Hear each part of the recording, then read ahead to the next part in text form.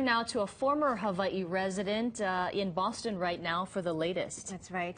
Devin Yoshimoto just moved to Boston from Oahu about 2 weeks ago. And Devin, thanks for joining us this morning by phone. Hi, good morning.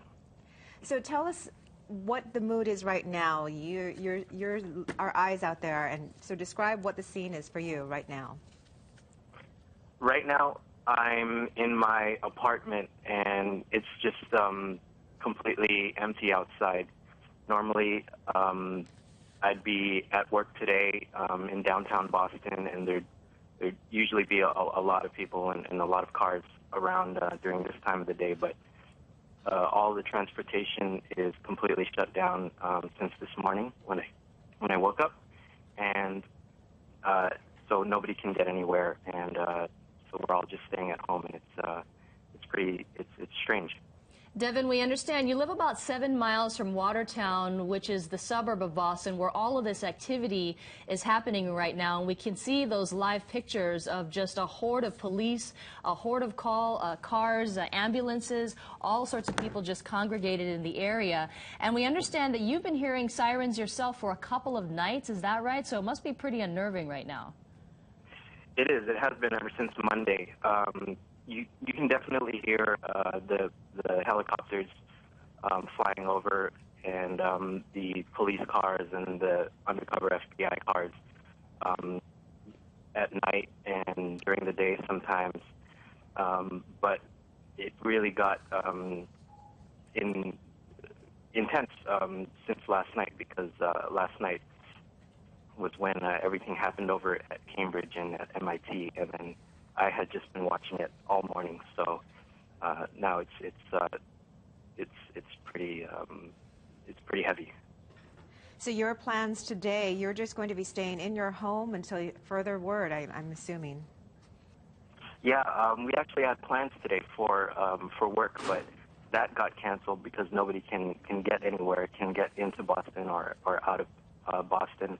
I actually have friends and colleagues that live in the Watertown area and near Cambridge, and I've been speaking with them, and they're all pretty rattled too. So they're just staying home and watching TV to wait to see what happens. Devin, we understand that you just moved from Mo'iliili to Boston a couple of weeks ago, and then these attacks happened earlier this week, and now all of this with the suspects. Can you tell us what's going through your mind right now as all of this is unfolding? It's crazy. I don't know what to think. It's been great because I've met a lot of great people here in Boston, but it's just the background of this news of what happened just a couple blocks down from my street, where the marathon finish line was. That was definitely made things uncomfortable, and sort of you don't understand or know what to think, and then that's just on your mind. That's what's been on my mind for the past couple of days, and then this happens, and you just don't really know how to react. So we're just watching the news very closely and keeping in touch with each other online to make sure we're all okay. Did you see those injured runners from the Boston Marathon, Devin?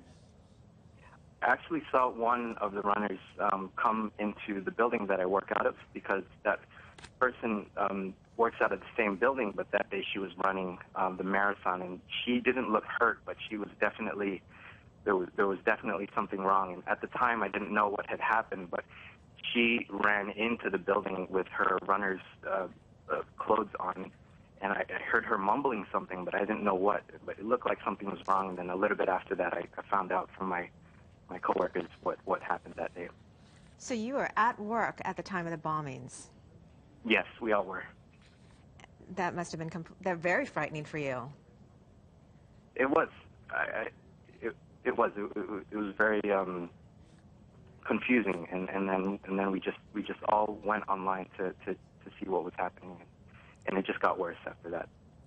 Well, Devin Yoshimoto, we really appreciate your time this morning. Our hearts go out to all of you in Boston from here in Hawaii. And of course, please keep us updated as more developments happen throughout this morning.